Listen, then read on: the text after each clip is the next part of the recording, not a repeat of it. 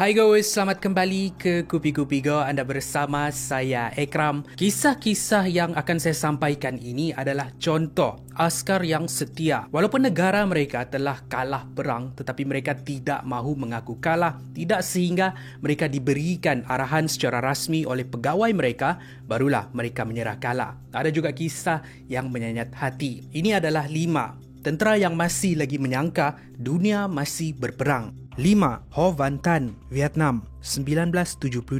Tarzan di dunia sebenar. Seperti kisah Tarzan ataupun Jungle Book, tetapi di dunia realiti. Ini ialah kisah dua beranak yang dikenali sebagai Ho Van Tan dan anaknya Ho Van Lang yang tinggal di hutan selama 40 tahun. Ho Van Tan ialah seorang tentera yang berkhidmat ketika Perang Amerika-Vietnam yang berakhir pada tahun 1975. Pada tahun 1972, kawasan kediaman rumah mereka dibom oleh tentera Amerika, membunuh ibunya dan 2 orang anak Ho. Walaupun begitu, Ho sempat menyelamatkan anaknya yang berumur 1 tahun dan membawa dia bersembunyi di dalam hutan. Sejak dari hari itu, mereka tinggal bersembunyi walaupun perang telah berakhir pada tahun 1975.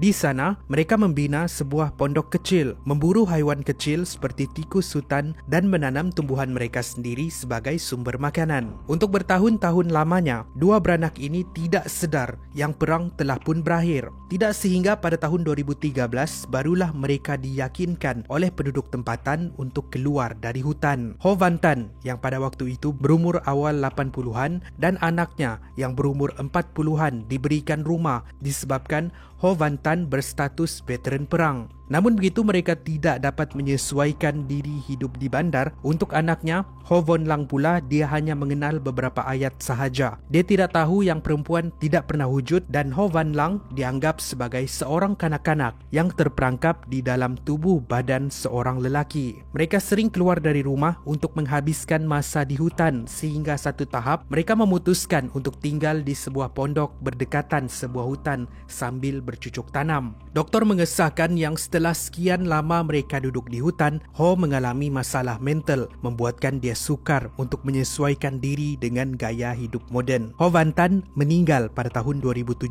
manakala Ho Van Lang pula meninggal pada tahun 2021. Itulah kisah Tarzan sebenar, Ho Van Tan dan anaknya. 4. Teruo Nakamura, Jepun, 1974. Tentera Jepun terakhir yang menyerah diri. Ini ialah kisah seorang tentera Jepun yang tidak dapat menerima kenyataan yang Jepun telah pun kalah semasa Perang Dunia Kedua dahulu. Teruo Nakamura ialah seorang tentera yang ditempatkan di Pulau Morotai, Jepun semasa Perang Dunia Kedua dahulu. Pada bulan Ogos 1945, selepas 5 tahun berperang, Jepun telah menyerah kalah. Tapi tidak untuk Teruo. Dia tetap bertahan menyangka yang perang masih lagi berlangsung. Pada tahun 1944, Pulau Morotai diserang oleh tentera pakatan, memaksa pasukan Teruo berundur dan bersembunyi di dalam hutan. Pada waktu ini, tentera Jepun telah mengisytiharkan Teruo Nakamura telah terkorban. Tapi sebenarnya, Teruo dan beberapa orang tentera yang lain mendirikan kawasan penempatan tanpa ada sebarang komunikasi dengan dunia luar. Dengan itu,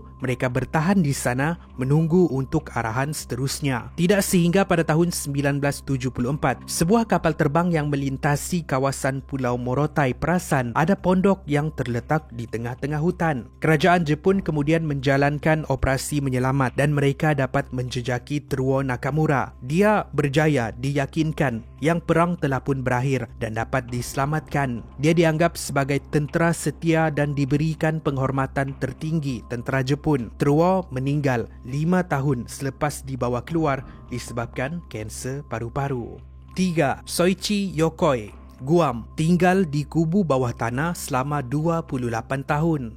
Bayangkan hidup bersembunyi selama 28 tahun, menyangka yang pihak musuh sedang memburu dia. Itulah yang dirasai oleh seorang Lance Corporal Jepun semasa Perang Dunia Kedua dahulu, dikenali sebagai Soichi Yokoi. Soichi ditempatkan di Pulau Guam, sebuah pulau yang terletak di Lautan Pasifik. Setelah tentera pakatan menakluki pulau tersebut, dia melarikan diri di dalam hutan dan bersembunyi, menyangka yang rakan-rakannya akan datang menyelamatkan dia. Di dalam hutan, dia menggali dan membina kubu bawah tanah. Dia memakan binatang berbisa seperti katak, tikus dan belut. Di sana dia tidak berseorangan. Untuk beberapa tahun pertama, dia bersama beberapa orang rakannya bersembunyi. Tetapi mereka meninggal satu persatu. Sehinggalah Soichi tinggal berseorangan. Tidak sehingga pada 24 Januari 1972, dia ditemui oleh pemburu. Sejurus melihat pemburu-pemburu ni, Soichi yang pada waktu itu berumur 57 tahun bergegas mengambil senapangnya dan bersiap sedia untuk bertempur. Menyangka itu ialah musuh yang mahu menangkapnya. Namun begitu disebabkan faktor usia, dia berjaya ditahan dan dibawa keluar dari hutan untuk diselamatkan. Pada waktu ini diceritakan, Soichi menjerit dan menangis supaya tidak dibunuh. Bila ditahan, mereka menjelaskan apa yang sebenarnya terjadi dan Perang Dunia telah pun berakhir. Dia dihantar ke Jepun dan disambut sebagai wira perang. Mujurlah Soichi dapat menyesuaikan diri hidup di dunia moden, malah berkahwin.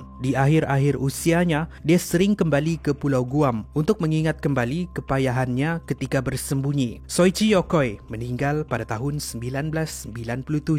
2. Yoshio Yamakawa dan Suzuki Nakauchi. Kisah misteri yang palsu, Filipina. Sebuah kisah yang tidak pernah disahkan tetapi sesuai untuk diselitkan di dalam perkongsian pada hari ini. Kalau kisah yang saya kongsikan tadi mereka bersembunyi sehingga diyakinkan untuk keluar, ini pula ialah kisah dua tentera Jepun yang setelah bersembunyi bertahun-tahun memutuskan untuk menyerah diri. Yoshio Yamakawa yang berumur 87 tahun dan Suzuki Nakauchi berumur 85 tahun mengaku sebagai tentera Jepun yang ditempatkan di Filipina semasa Perang Dunia Kedua dahulu.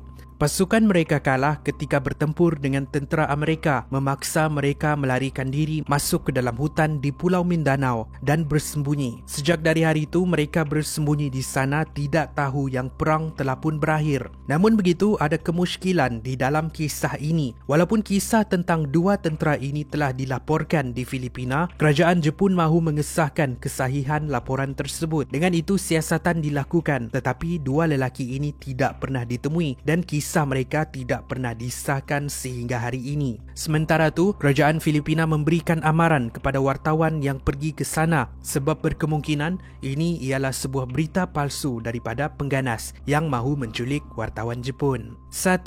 Hiro Onada, kisah menyayat hati seorang pejuang, 1974. Sebuah lagi kisah tentang tentera Jepun bernama Hiro Onada dan dia memang dianggap sebagai seorang hero untuk tentera Jepun semasa Perang Dunia Kedua. Ini ialah kisah paling terkenal melibatkan tentera yang masih lagi berjuang walaupun telah tamat perang. Hiro ialah pegawai perisik yang ditempatkan di daerah Pulau Lubang di Filipina. Di satu pertempuran dengan tentera pakatan, pasukan mereka kalah, memaksa Hiro dan tentera yang lain melarikan diri masuk ke dalam hutan. Pada waktu itu, Hiro dan 3 lagi tentera yang lain sedang bersembunyi. Tidak sehingga pada Ogos 1945 bila tentera Jepun secara rasminya menyerah kalah, risalah berita ini disebarkan di seluruh Filipina, dijatuhkan dari atas kapal terbang. Tapi Hiro dan rakan-rakannya menyangka ini satu berita palsu dan propaganda dari pihak musuh. Untuk tahun-tahun seterusnya, satu persatu tentera yang bersama-sama dengan Hiro terbunuh, meninggalkan dia berseorangan bersembunyi selama 29 tahun. Tidak sehingga pada tahun 1974, Hiro ditemui berlegar-legar di Pulau Lubang oleh seorang nelayan dari Jepun. Bila ditanya kenapa dia belum keluar, Hiro menjawab dia sedang menunggu arahan dari pegawai tertinggi Jepun yang pada waktu ini mereka sempat mengambil gambar. Kisah dan gambar ini akhirnya sampai ke pengetahuan kerajaan Jepun. Mereka memanggil pegawai tertinggi yang juga ketua kepada Hiro semasa Perang Dunia Kedua dahulu, dikenali sebagai Major Yoshimi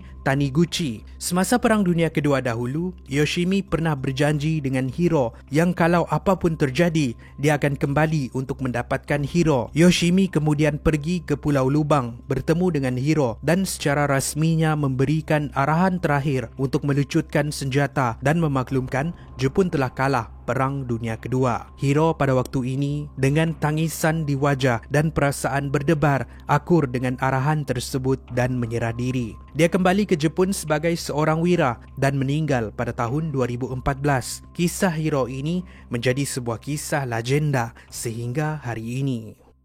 Terima kasih kerana menonton. Itu adalah perkongsian pada hari ini. Macam mana pendapat anda tentang video kali ini? Pastikan anda tinggalkan komen di bawah. Kalau anda ada cadangan untuk topik yang seterusnya, tinggalkan juga cadangan anda di bawah. Kalau anda rasa video ini menarik dan bermanfaat, pastikan anda like dan share. Jangan lupa subscribe kepada yang belum subscribe. Like kami di Facebook dan follow kami di social media. Saya jumpa anda di episod yang seterusnya. Kupi-Kupi Go, menarik setiap hari.